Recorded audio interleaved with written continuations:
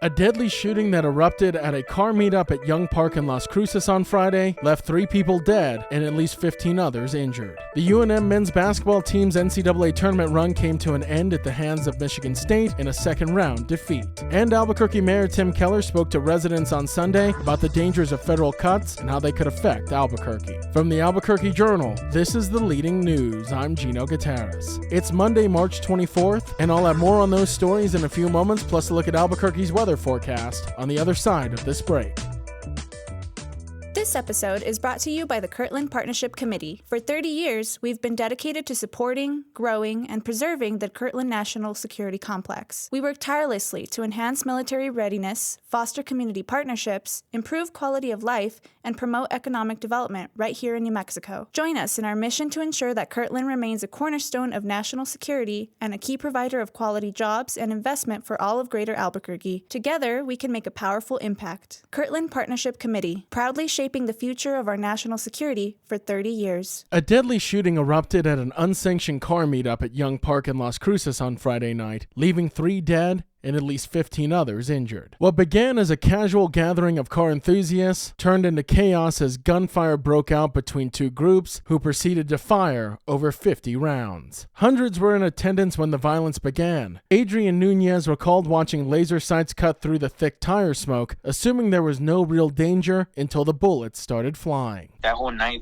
we were just hanging out, and we were like, hey, I was like, hey, should I do some slide it, right? Like donuts. And he's like, yeah, bro. So we hop into the car and like we start sliding it. That's the black Mustang you see. That's me. But we're just going crazy. We're having the time of our lives. And he just tells me, he's like, hey, they're pointing guns at us. And I was like, what do you mean? And it's because they have lasers. You can see the lasers out the guns, and there's people with guns pointing the lasers at us to try to look cool. And it's just kind of it was just kind of surreal, because it's you see that stuff in all the Instagram videos and the TikToks of in places in California, but you didn't expect in real life. And I guess I was just kind of oh, well, they're not going to do anything, right? Witnesses initially mistook the gunfire for a car backfiring, but soon bodies lied motionless on the pavement. Among those killed were 16-year-old Andrew A.J. Madrid, a sophomore baseball player at Centennial High School, as well as 17-year-old Jason Gomez and 19-year-old Dominic Estrada. Several others, including a father and son, were seriously wounded and transported to hospitals in El Paso. Another witness, Shaquane Hextall, who's an active duty soldier from El Paso, said he knew a gun was firing immediately and not a car backfiring because the pops were coming in, quote, quick succession. Hextall recalled rummaging through his trunk, pulling laces out of shoes, and grabbing t-shirts, which were all get things that I can make tourniquets and bandages out of,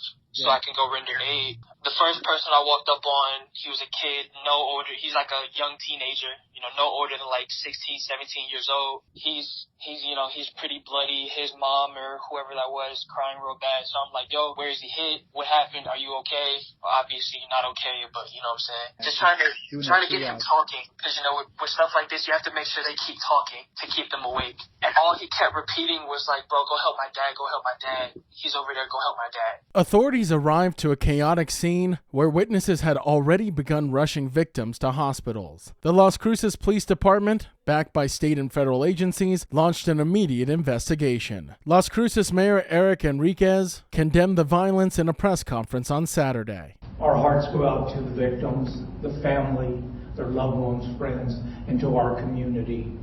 A heartfelt condolences to all. This is a sad day for our community, as I've said. There's no place for violence like this in our community, and we will continue to work tirelessly to make our community safe. On Sunday, police arrested 4 suspects: 20-year-old Tomas Rivas, 2 17-year-olds, and a 15-year-old. All 4 are facing multiple counts of first-degree murder. The shooting also reignited long-standing concerns about Young Park, a known hotspot for youth gatherings and car shows. Neighbors, long frustrated with the park's history of reckless activity, expressed both grief and frustration, saying that the violence felt inevitable. The incident also underscored broader political tensions over juvenile crime. Governor Michelle Lujan Grisham sharply criticized lawmakers on Saturday, hinting at a special legislative session to address the issue. They promise a lot more in this session on public safety, and that includes, or certainly should, the crisis of juvenile crime. They did not. The longer we wait, the more victims we have. We will do more sooner rather than later. In response to the tragedy, the Community Foundation of Southern New Mexico reactivated an emergency relief fund to support victims and their families. So as a community foundation, we have the ability to be really nimble and quick when it comes to supporting community, especially in times of crisis. That's the voice of Tara Winter, the foundation's executive director. We raised a lot of money for the fires and floods in our sister communities, so I know that our community will, open their heart to this fund. As Las Cruces mourns, the community is left grappling with difficult questions about youth violence, law enforcement responses, and public safety. A vigil honoring the victims took place on Sunday evening as the city struggles to find a path forward from its deadliest shooting in decades.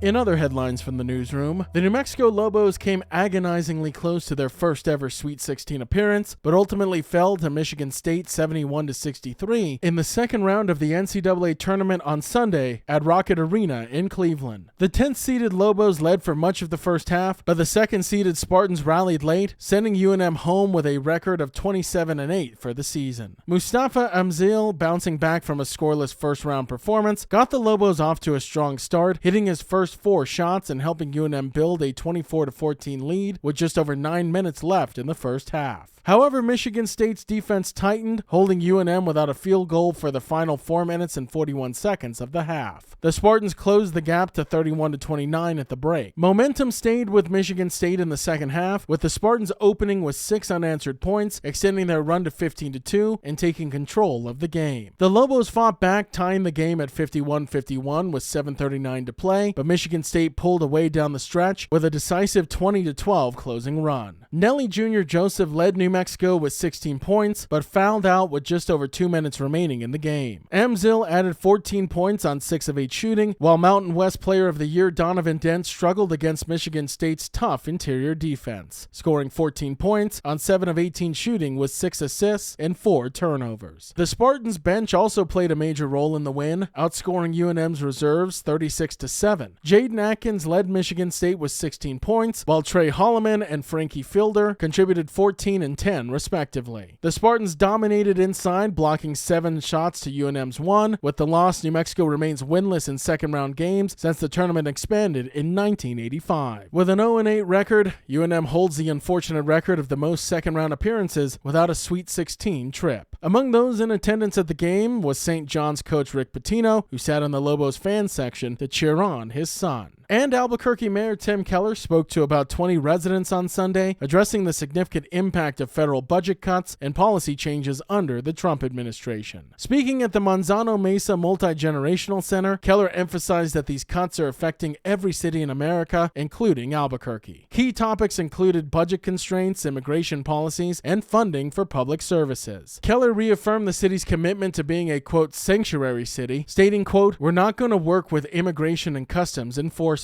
With looming financial shortfalls, Keller outlined difficult choices ahead, including potential cuts to public transportation, public safety, and affordable housing initiatives. He warned that bus routes could be eliminated or fare increases may be necessary to maintain services. Law enforcement could also see cuts in crime-fighting technology, drug enforcement, and police staffing, a critical concern for a city already struggling with crime. Affordable housing projects such as the Uptown Connect development are also at risk, with Keller warning if federal cuts continue, quote, they'll never see the project. Additionally, minority-owned businesses face setbacks due to executive orders dismantling the Minority Business Development Agency. Another major concern is the potential downsizing of the Department of Veteran Affairs, which could eliminate over 80,000 jobs and reduce healthcare services for millions of veterans. Frank Smith, an advocate for veterans' rights, criticized the cuts, calling them, quote, unconscionable. Despite these challenges, Keller emphasized resilience and community action. He pledged to uphold diversity, equity, and inclusion initiatives, maintaining the city's equity and inclusion and civil rights offices. Albuquerque will also continue participating in the Biden administration's Justice 40 program, which directs 40% of certain federal investments to disadvantaged communities. Keller encouraged residents to engage with elected officials, volunteer with local nonprofits, and actively support Albuquerque's values. The mayor's message was clear. Despite federal challenges, Albuquerque will stand firm in its commitments and work together to protect its future. If you like hearing all of the latest latest news from the Albuquerque Journal here on the Leading News, consider becoming a digital subscriber to the Albuquerque Journal. You can check our show notes for a discount code on a digital subscription and keep up with all the latest news from New Mexico's leading news source. Now taking a look at our weather forecast for today. Sunny skies are expected with a high near 78, and this evening mostly clear with a low around 44. To keep up with all the latest news from the Albuquerque Journal, you can visit our website at abqjournal.com. I'm Gino Gutierrez. The Leading News will be back tomorrow.